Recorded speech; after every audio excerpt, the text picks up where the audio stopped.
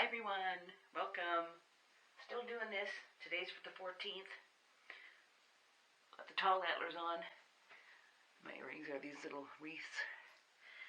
I'm going to show you, whoa, it's going to fall off. I'm going to show you these ornaments. I've got a couple of hearts. And I have a couple of little stockings. If I can pick the other one up, just a sec, let's do it this way. There we go.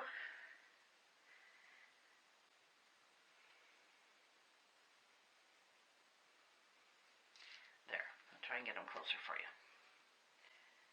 That's better. I used the instructions from this book, although I did not make them exactly like the instructions, just because of circumstances, the materials I had. But it's close enough. So I'll show you how I did them all, although not, again, completely, because I bought this book, and I'm not giving you measurements and that kind of thing. To make the ornaments with those little Christmas motifs, I'm going to use this book and the instructions here.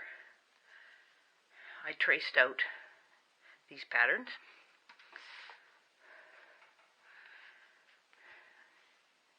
I used onion skin paper, and then I used scrapbook adhesive and stuck them down to a piece of cardstock. So I'm just going to give you the highlights, because I bought this book a long time ago. You probably could find it on Amazon or a used bookstore maybe, but I'm not giving you measurements and everything like that, because that's not fair, that's copyright, and I'm not going to do that. To make each ornament, you need 2 pieces of felt. So, I have 2 red hearts and 2 green stockings ready to go. I will cut the other felt later on. The instructions say to trim down the little Christmas motif so you have a patch, and then pin it to 1 piece of the felt. I didn't really measure, I just sort of eyeballed it to the middle. And then once you've done that, do a running stitch around the edges. And the instructions do say to use gold sewing thread. Well, I don't have any. I mean, I could have easily acquired it, but whatever. I went through my stash of metallic threads. I have a couple of these treasure braids, and I decided to use the slightly more muted one, not the bright gold one. So this is PB03 for anyone who cares. I'll try to get a little closer. I doubled over the strand, so there's 2.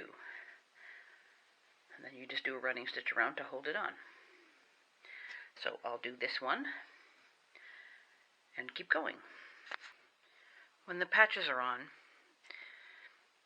the instructions say to fray down 1. I'm just going to leave them. I think it looks good like that. It'll fray eventually anyway. So pair it with the other piece. And the hearts will be getting stuffed. The stockings will not. So I have to use the gold thread to do running stitch around the edge just to secure it. You leave the top of the stocking open, and you're supposed to put your ribbon or whatever cording, whatever you're using for hanging, in that corner like that. Like, it says to pin it. I'm probably just going to like glue it down to the back part so it's firm and let it dry, and then I will stitch. I'll probably start on the other edge and then stitch around this way and then finish it here and then like do a few anchorings on the back. That'll be fine. For this one, I'm going to use this gold ribbon, and you put it in the middle. And the instructions say to do part way around, like so I would start here maybe,